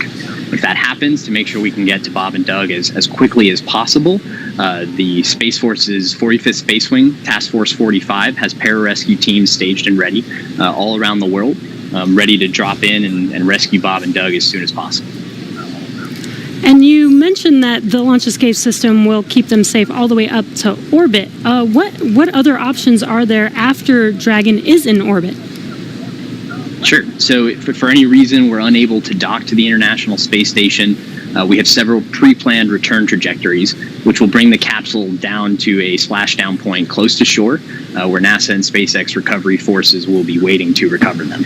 It'll look like an otherwise totally normal recovery operation, except for the early end of mission. This operation is something we're doing with one of two identical crew recovery ships. We do that because the landing sites, we want to maintain as much flexibility as possible. There could be changing weather conditions that bring down one site and leave the other one up. So we have those two identical ships, one in the Atlantic, one in the Gulf of Mexico. And our space operations team can redirect the spacecraft to go to whichever site is the safest option for the crew at that time. And with the vehicle, in almost any scenario, it sounds like the vehicle will land into the ocean. And it may look like a gentle landing into the ocean, but it's a pretty dynamic event happening. And you mentioned there are teams that are ready to go and rescue the vehicle and the astronauts on board. How do you prepare for something like that, especially with so many different scenarios that could happen? Sure. So we're lucky to have had about a decade of recovery experience with Cargo Dragon 1 in our previous trips to the International Space Station. That, along with our booster recovery missions, we've got a great team of recovery operators here who have a lot of offshore experience with our spacecraft. The system, though, that we took that experience, we built up a new crew recovery ship, two identical crew recovery ships, I should say, which have a lot of those lessons learned baked into the design of that ship and the operations. These new ships have complete medical facilities, an operational helipad, and redundant communications, power, and propulsion to make sure they're robust and ready for anything we encounter offshore.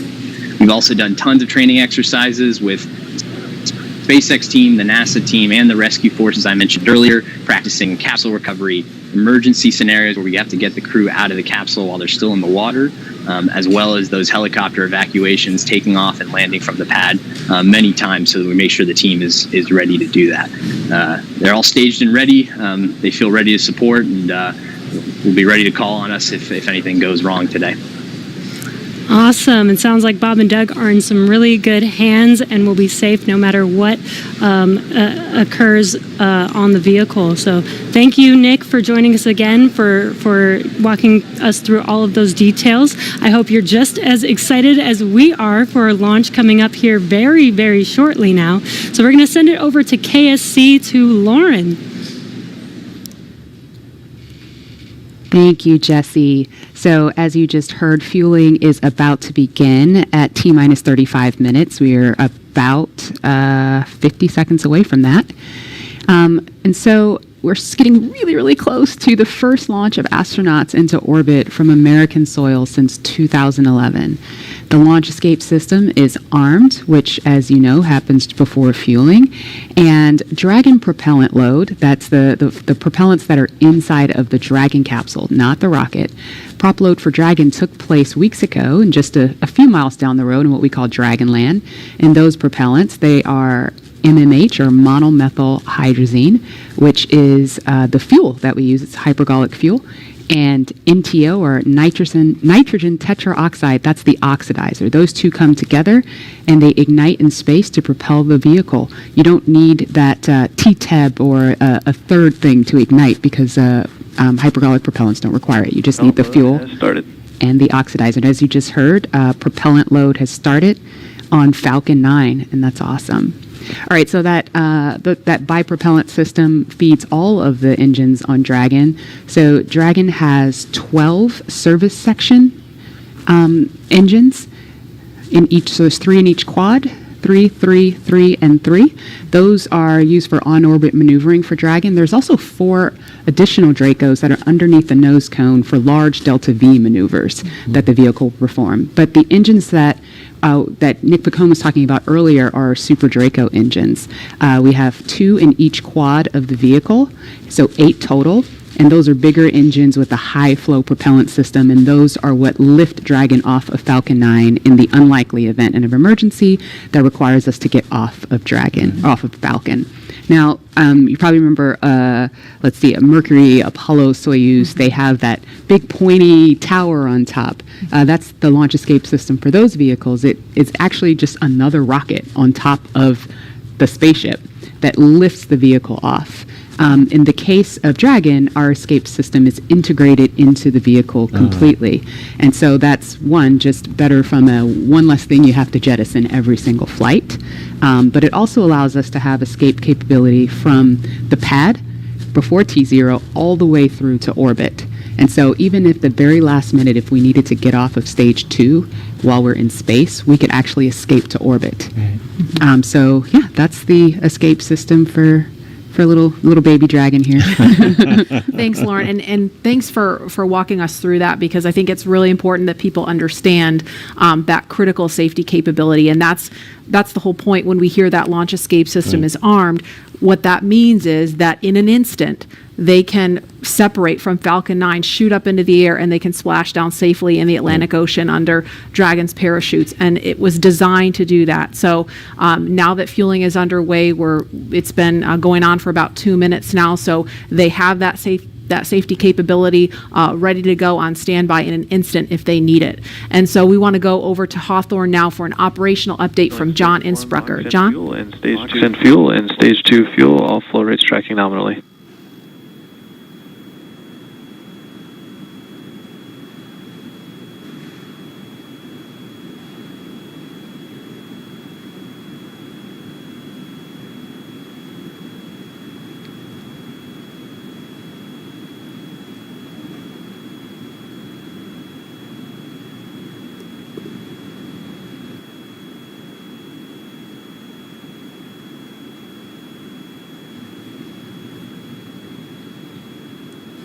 We're at T-minus 32 minutes, counting down. These final minutes, everything's still looking good for Falcon 9 and Dragon for an on-time launch. Falcon 9 did begin propellant load at T-minus 35 minutes at planned. Now on the Falcon 9, we use a fuel and oxidizer as the propellants that power it. The fuel is commonly known as RP1. That's rocket propellant grade 1 kerosene. The oxidizer is densified liquid oxygen, also called LOX. Densified means it is kept much colder than typical for launch vehicles. This allows for more oxidizer to be loaded into the first and second stages. Now with the fuel and oxidizer on hand, we need an ignition source to complete that fire triangle, as we call it. For this, Falcon 9 uses a fluid called T-Teb. It ignites in the presence of oxygen and gives off a green-colored flame. Now it's hard to see on the first stage ignition due to the water that'll be spraying on the pad, but you might just see the green flare as the second stage engine ignites following stage separation over 2.5 minutes into flight. Now currently first stage fuel tank is about 10% full. The first stage, as a reminder, as you look on the left side of your screens, the first stage is the long white cylinder at the bottom, topped off by the black cylinder. So over 2/3 of the rocket is that first stage. So the fuel tank is getting loaded. We're also loading the liquid oxygen into the first stage also. The second stage, which is the top 1/3 between the Dragon and the black cylinder, that's the white second stage. Fuel right now, that's about 8% loaded at this moment. Liquid oxygen loading is going to begin on second stage at T-minus 16 minutes 30 seconds. Liquid oxygen loading will continue on both stages all the way down to the last few minutes of the count. We're also loading helium into pressure vessels on the stages. That's used to pressurize tanks in flight as the propellant is pulled out by the strong Merlin turbopumps. On board the Dragon spacecraft, astronauts are monitoring systems while the propellant is loaded into Falcon 9. While we mentioned we had trained them with sounds that we had recorded on board. They've been through most of a propellant load, and they are now experiencing those sounds and vibrations. Stage 1, The cryo range helium load continues to started. report no problems. They are go to support launch. Weather, the last of the red conditions cleared up about 15 minutes ago. Everything is marginal but acceptable on the weather. We'll continue to watch all the way through the countdown. Now, as a reminder, today we are now into an instantaneous launch window now that we've begun propellant loading. So at this point, if we hear a hold for any reason, we'll have to stand down and target our backup launch opportunity tomorrow, May 31st. Thanks, John. For Demo 2, Bob and Doug's flight to station will take about 19 hours, and their journey is fairly similar to the trip our Cargo Dragon makes back and forth to the International Space Station, but with two noticeable differences, and that's docking and splashdown. And as we await T-0 in just under 29 minutes from now, the ground operations teams are doing a series of system checks to make sure Dragon and Falcon 9 are both ready for liftoff. And we're continuing to get live views inside the capsule with Bob and Doug, and you're now also looking in firing room 4 down there at the Cape. Once we hit T0 and a successful launch occurs, we will watch Falcon 9 and Dragon make their ascent until the Falcon 9 first and second stage separates and sends Dragon on its way to the space station. And at this point, mission operators will prepare Dragon for on-orbit operations, where the vehicle will execute a series of burns that gradually raise its orbit to align more closely with the space station, as you can see in this animation. And just after putting Dragon into the same orbital plane as the station, the teams will get ready for Dragon's approach and docking maneuvers. The next Dragon will make its approach and actually dock with the space station. And this is a very different process from what we've seen with Dragon cargo deliveries in the past, which use a process called berthing. Berthing requires a spacecraft to approach the station and then stop so a crew member can maneuver the station's robotic arm to capture the spacecraft. Docking on this version of Dragon can be done autonomously with no crew on board the station. It's typically a faster process, both when arriving and leaving, but it does still require pinpoint accuracy to approach safely. Once captured, a spacecraft then gets attached to a common berthing mechanism, the same type of port that we use to connect each of the modules on the station together. It's a little bit slower of a process, but the hatches are significantly larger than the docking ports, which makes them perfect for bringing up those really big cargo items. Dragon will spend up to 120 days docked before preparing to return home. Following successful completion of Dragon's test objectives and cargo loading operations, the crew will close the cabin, perform final system checks, and configure the vehicle for undocking. Once the automated undocking sequence is complete, Dragon will complete 2 departure burns using its Draco engines, pushing it away from the space station. And then next up on the trip, deorbit entry and landing, or splashdown, which is going to cover all the operations following that final departure maneuver. It's going to include events like the trunk separation, closing of the nose cone, a deorbit burn, and then eventually as they get into the atmosphere, the deployment of the drogue and the main parachutes, and all of that ends with splashdown right off the Florida coast. At that point, teams from SpaceX will move in with their recovery ship, grab the capsule out of the water, and work to get Bob and Doug out of Dragon after a successful mission in space. So we are 26 minutes away from launch. Fueling of Falcon 9 is continuing. Let's check in one more time down with the team at Kennedy. Murray? All right, thanks, Dan. We are so pumped right now because things have cleared up and it looks like we might actually do this today. If you're just joining us, we are now 25 minutes, 46 seconds and counting from the first launch of astronauts to the International Space Station from U.S. soil in 9 years. This will mark the beginning of a new era where more people will be able to fly to space than ever before. And we want to share with you the results of a poll we asked a little earlier. If you could go to the moon, now it's not where the astronauts are going today, they're going to the space station, but if you could go to the moon, would you rather visit the South Pole where no one has been before or the Apollo 11 landing site?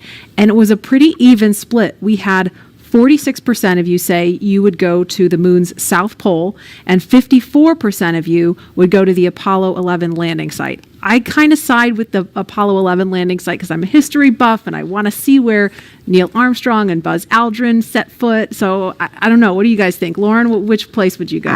I'm with you on that one. And I would love to go see that flag there and those footsteps, those footprints there. Still be there, right? There's no wind up there. Still be there. Leland, how about you? I think I'm with both of you because it's just like, the meatball, the classic. Yeah. Going to the classic spot. And that's where all of it started. That's where all that inspiration came, even though I was an antenna engineer not seeing it. But besides that, that's history. And hopefully the other. That's true. Exactly. Tahira, who's been monitoring all the action with less than 25 minutes to go, Tahira heating up online. Hey, we're completely right. Now that we have that, and it's really been a touching thing. Personally, I just want to wish Bob and Doug the best of luck. This will be my own first time watching humans lift off to space from the United States, and it's just going to be a super emotional moment. For that, Marie, back to you at Kennedy for these last minutes before launch. All right, thanks to Hira. And Leland, we got 23 minutes and some change to go. What do you think Bob and Doug are feeling right now? I think, they're very calm, cool, and collected as test pilots, but I think they're thinking about what are the steps that I have to take if a malfunction or something happens. And so the nominal stuff is all kind of automated, but if something happens where they have to intervene with those touch screens, that's what they're thinking. Mm-hmm. And we're just inside 23 minutes now, so on Wednesday, we were 5 minutes further in the countdown when we heard that call to scrub, and the weather was still very touch and go at this point on Wednesday. But today, it at least for right now, I don't want to jinx it. I'm afraid to even say it out loud, but it looks better today. Yeah, and it feels like I'm feeling it a lot more than I did on Wednesday. Right. And, speaking of Bob and Doug and them being really calm and cool and collected, haven't had the opportunity to be in meetings with them and to watch them train. I have to say, and to all of my friends who work with them every single day, the feedback is always just what great people they are. Right. Mm-hmm. And just how not just bright and sharp they are, but just good people. Right. And around the office, we often refer to them as the dads. Yeah. The dads? They're the dads. They're dads. They are dads. Okay. And we've met their families. And when you see people on that very personal level, it starts to mean so much. They are a part of our team. They're not a customer. They're our team. They're not a payload. They're our team. They're our family. And so we're just so excited to see the dads up there today. Yeah. Go dads. Yeah.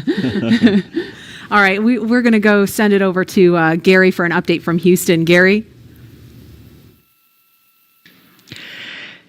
Hey, Marie, the space station team here is focused. All eyes are on the system checks that are happening across the board, and we're listening in as we close in on launch, and I can tell you that things are looking very good. Chris Cassidy will be watching from the International Space Station, right now flying over the Pacific Ocean. It's heading to cross right over the launch pad. We might even get some good views from the station. Hope to be capturing those.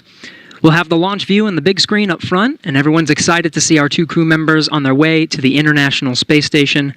But before we get to it, I just want to pass on good luck from the entire flight operations community here in Houston.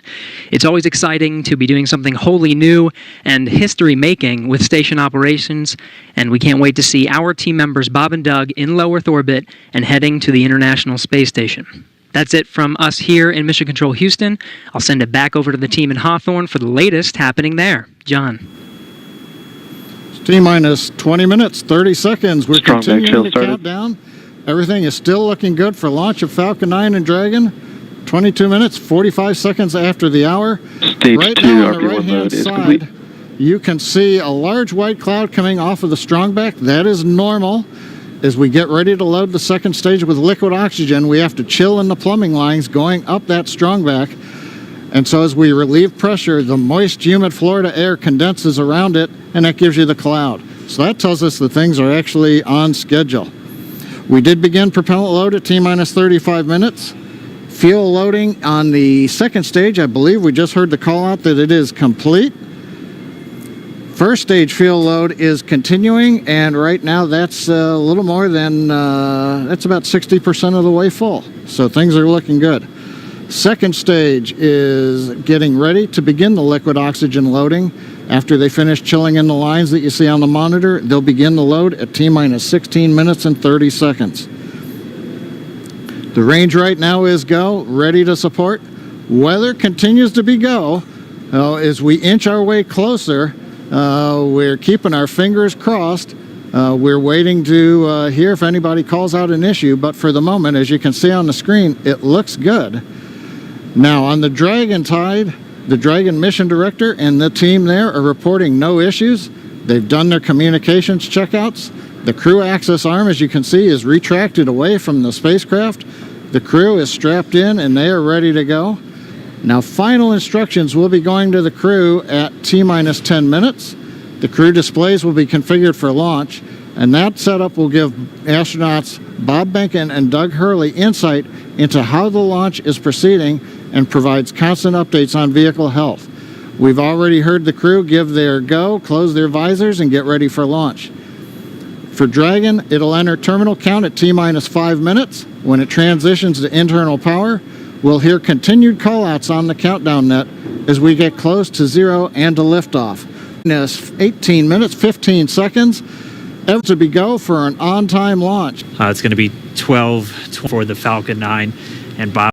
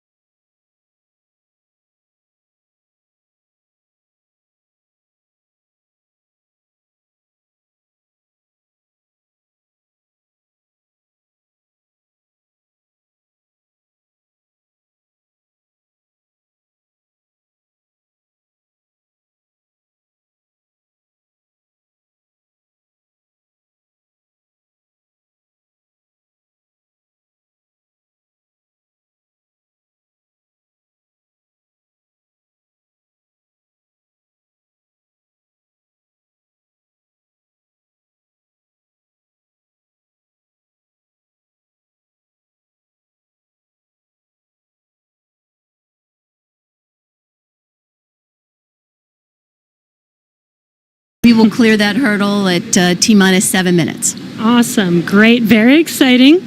Now I'm going to throw it back to 2012 because you were on console for Dragon when it was first making its way to the space station. How does that experience compare to today? Stage 2 locks is on the DPUs. So I was nervous then. I stopped getting nervous for launches. Today I'm nervous again. Super nervous. Stomach and throat. Understandable. No, it's a fantastic day today. I'm really excited. The team is pulled together. It's such a professional operation. And when I say team, by the way, I mean SpaceX and NASA. These folks have been working incredibly hard and have done a fantastic job. Yes, and we are all so excited. And we know that you have to get back inside of mission control, but is there anything that you wanted to say before liftoff to NASA and SpaceX? Well, I want to thank NASA, of course, for their generosity and their help with getting to this place. I want to thank all the SpaceXers who have come together to make this moment in history. And I want to thank Elon for hiring me. We thank Elon for hiring you as well. Thank you so much. Get back to mission control. And good luck with launch today. Thanks, Jesse, and Godspeed, Bob and Doug. On the second stage, just liquid oxygen, the maximum amount into the storage volume so that we can get the most performance out of the vehicle. Right now, we are in a fairly quiet state on the vehicle. Ground pumps continuing to put the propellant in to first and second stages. Next significant issue, callouts that we're going to hear will probably be inside the T-minus 10 minutes when they talk to the crew. We'll listen for that. But at the moment, everything can 20 seconds.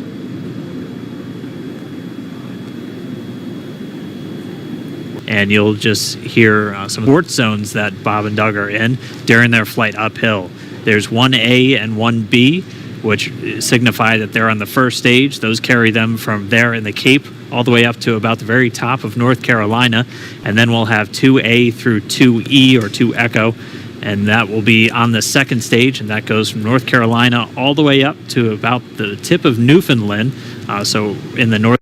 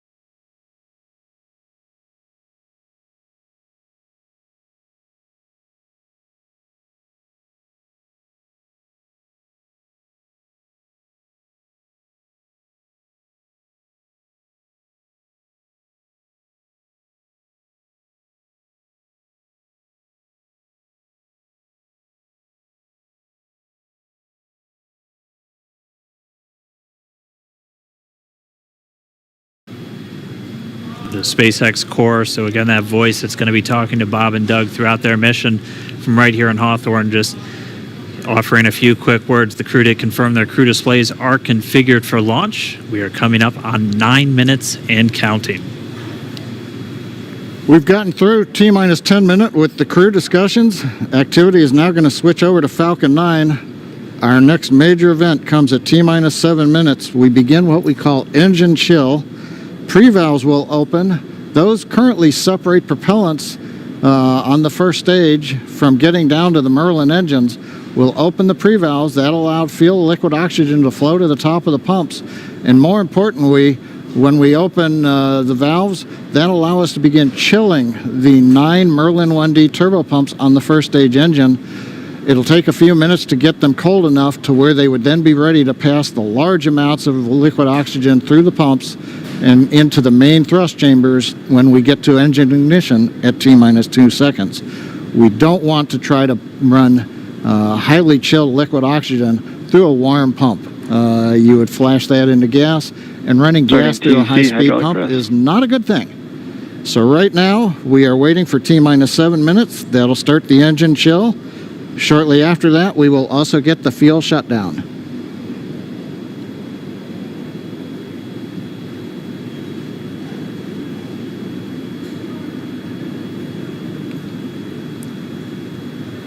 Listening to the SpaceX launch director in the background there.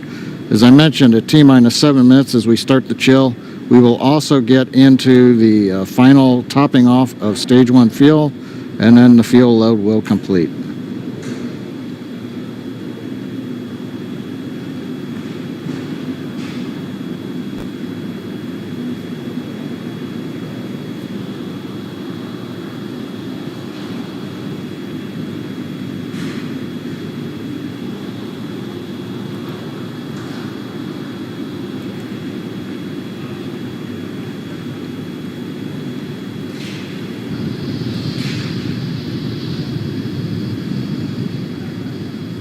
Stage 1 and Stage 2 engine chill has started.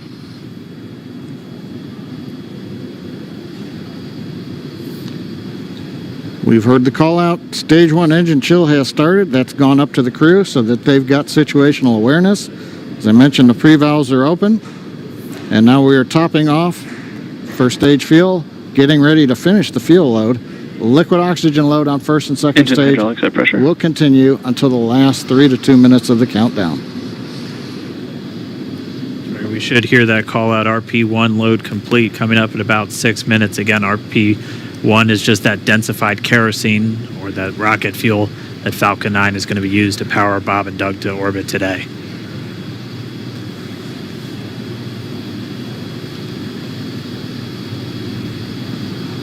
And stage 1 fuel is closed out.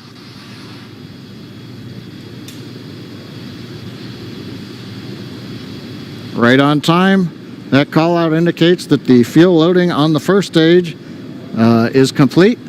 Draining back the lines now, so first stage and second stage fuel are complete. Liquid oxygen loading is continuing on both stages. You can see on the view on the left side of the monitor the condensation, the cold gas wrapped around the stages as the tank skins are chilled by the densified liquid oxygen, picking up the humidity Falcon from the 9 is in Florida air. self-align.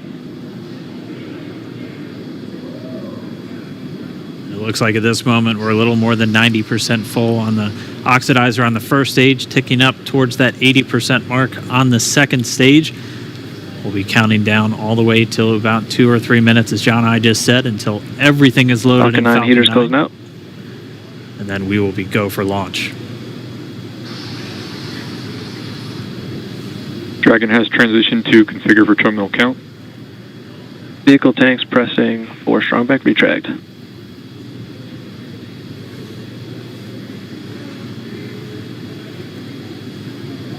Repressurizing the Falcon 9 tanks, we're going to open the clamp arm around the second stage and begin to retract the strongback.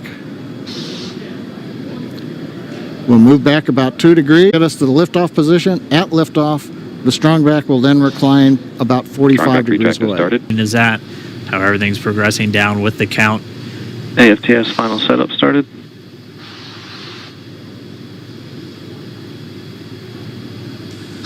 Three and a half minutes from launch. And the strongback is now reclining away from the Falcon 9.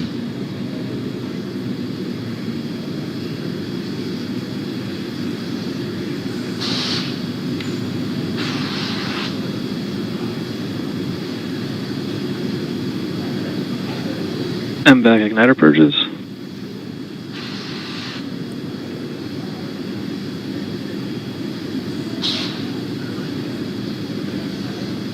Pogo bleed.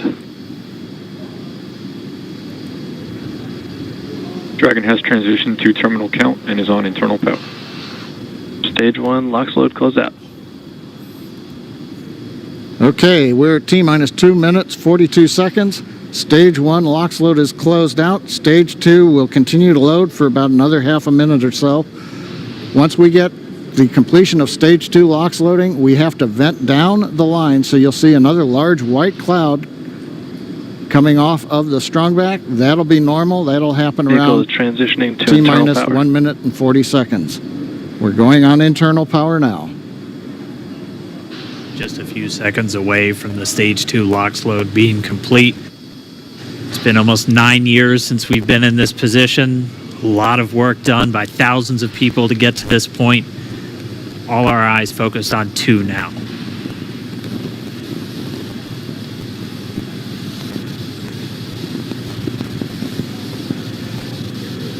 Stage 2 LOX load is closed out. Propellant fills are complete.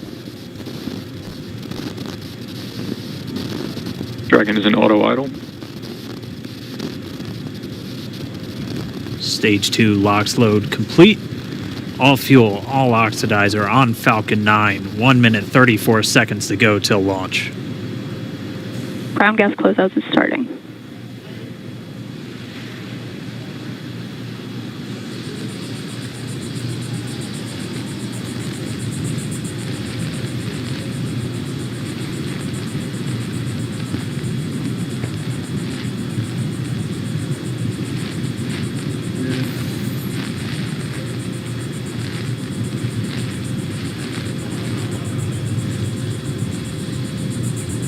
Falcon 9 is in startup. Dragon is in countdown. FTS is armed for launch. Under a minute now, the FTS, the flight termination system, has been armed. Dragon, SpaceX, go for launch. SpaceX Dragon, we're go for launch. Let's light this candle.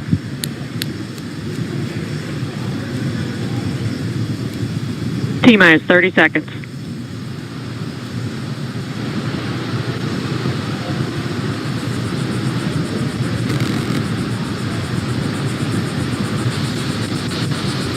Stage 1 tanks pressing for flight.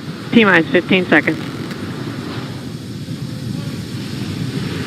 10, 9, 8, 7, 6, 5, 4, 3, 2, 1, 0. Ignition. Liftoff of the Falcon 9 and Crew Dragon. Go NASA, go SpaceX. Godspeed, Bob and Doug. America has launched.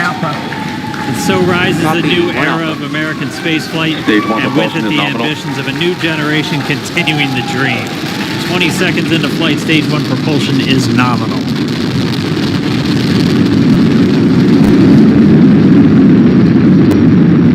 T plus 30 seconds into this historic mission. Flying crew on board Dragon and Falcon 9, and look at them go! Falcon power telemetry nominal. M1D throttle down. We're throttling down to get ready for the period of maximum dynamic pressure. We're in the throttle bucket. Reports say all systems are go. Vehicle is supersonic. We've exceeded Mach 1 on the Falcon 9. M1D throttle up. We're throttling back up to full power as we're through max Q. Copy, 1 Bravo. And we heard that 1 Bravo call out. That's just the second abort zone that they're in. They'll continue to be on this until the first stage has done its job and they switch over to the second. At this point, Bob and Doug pulling about 2.3 Gs, 2.3 times the Earth's gravity, already moving at over 1,500 miles per hour. We've heard the call out for MVAC engine chill. That's getting the MVAC engine ready to light. That'll come at about 2:44 into flight. Right now, everything continuing to look good.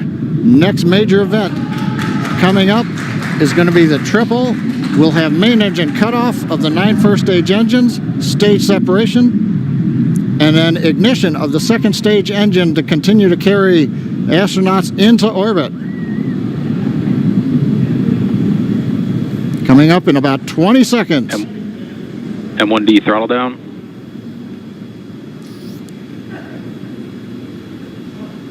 We heard we're throttling down the Merlin engines on the first stage.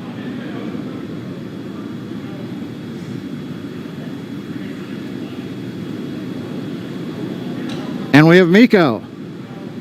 Miko. 2 Alpha. Falcon stage separation confirmed. Copy, 2 Alpha.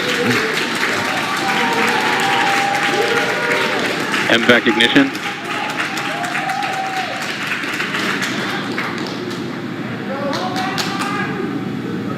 All right, we have stage separation confirmed. The first stage beginning its flight back. The second stage being powered by that single Merlin 1D vacuum engine has ignited and is now carrying Bob and Doug into orbit.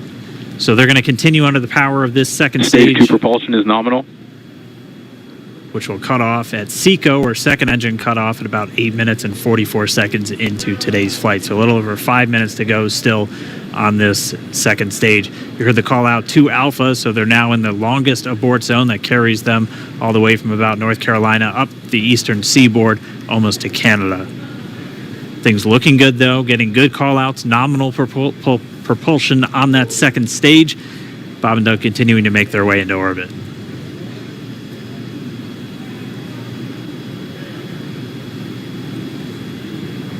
Dragon SpaceX nominal trajectory. Acquisition of signal in Bermuda. SpaceX Dragon nominal trajectory. All right, here in nominal trajectory, so Dragon pointed in the right direction, continuing to make their flight uphill. Heard acquisition of signal Bermuda. That's one of the other ground stations that they're using to get telemetry and data back from this spacecraft. Stage 2 propulsion is still nominal.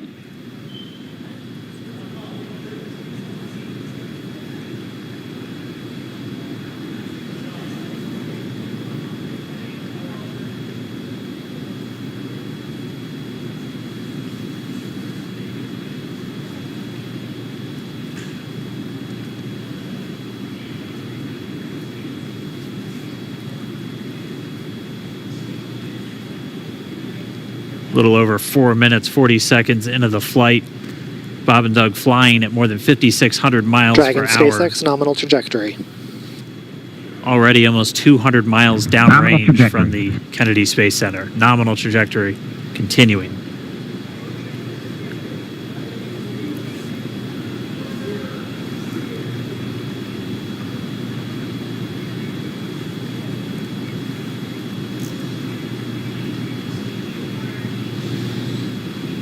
And while they continue uphill, looks like we are getting a view of the first stage as well.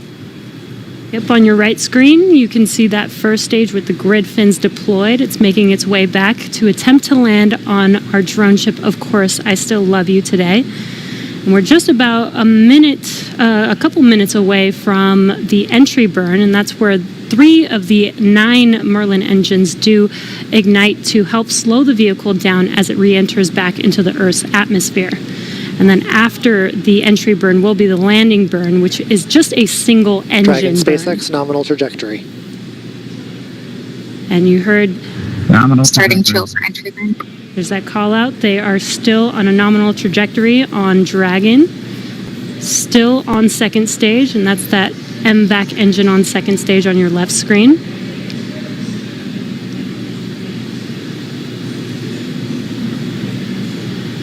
Again, on your right screen is that first stage booster coming back towards our drone ship, Of Course, I Still Love You. We're about a minute away from entry burn. Meanwhile, that second stage continuing to power Dragon into orbit. Again, if you're keeping an eye on that timer, that's going to continue to burn until 8 minutes and 44 seconds into flight. So a little over 2 minutes from now, we'll hear the call out Seco. It'll then be a little Stage under, 2 or a propulsion little is still over, good. a little over 3 minutes until Dragon physically separates from the second stage of the Falcon 9 after the upper Dragon stage gets a SpaceX chance. nominal trajectory. Dragon copies, nominal trajectory.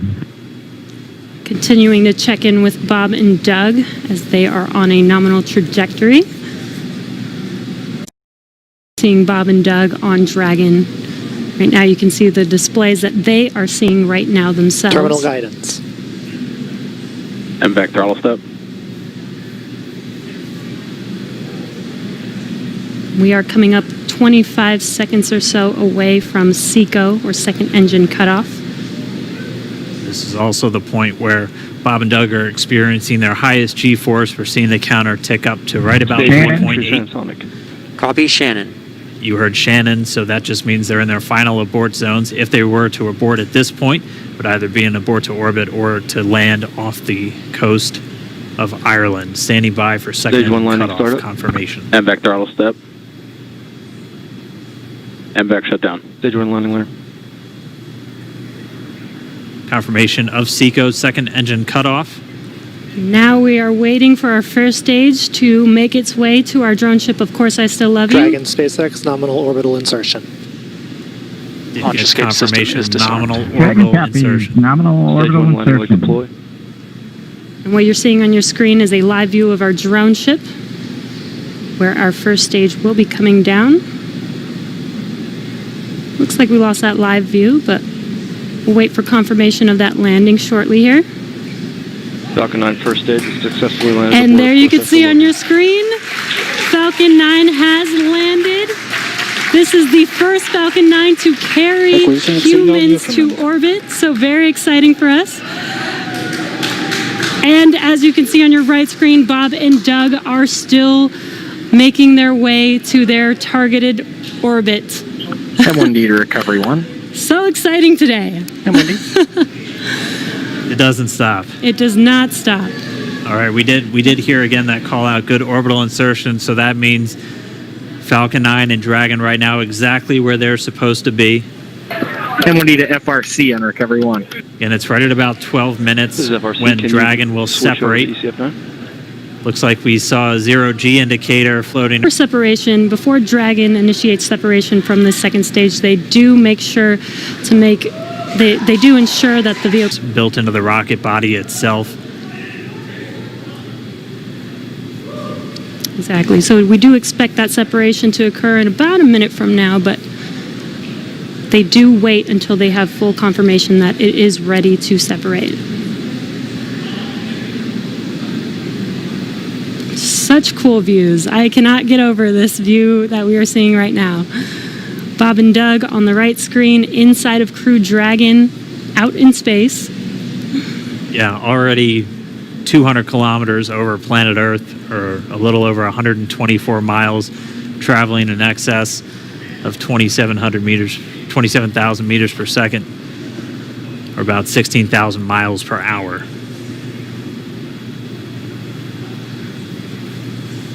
So again, we're just standing by. That separation event should be coming up shortly. Then they'll begin a series of checks on the Draco thrusters that are going to be used to maneuver and then power Dragon on its flight to the International Space Station. Standing by for separation. Expected loss of signal, Wallops. It sounds like we had an expected LOS loss of signal with one of the ground stations. Waiting for confirmation now of that. Dragon separation confirmed. Dragon separation confirmed. There is a great view right in front of you of Dragon separating. Separation confirmed. And there's that call out. Dragon is now officially making its way to the International Space Station today. Dragon SpaceX with that separation call. We have a few words for you from our Falcon 9 team. Standing by. Dragon, Chief Engineer on Dragon to Ground. Bob Doug, on behalf of the entire launch team, thanks for flying with Falcon 9 today. We hope you enjoyed the ride and wish you a great mission. Thanks, Bala. Congratulations to you and the F9 team for the first human ride for Falcon 9. And it was incredible. Appreciate all the hard work, and thanks for the great ride to space. Copy all. Bala and Mike, proud of you guys and the rest of the team. Thank you so much for what you've done for us today, putting America back into low Earth orbit from the Florida coast. Copy all. Good luck. Godspeed.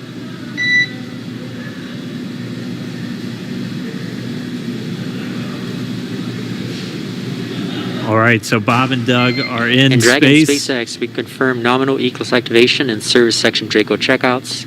Nose cone deploys in progress. Copy all. We're monitoring.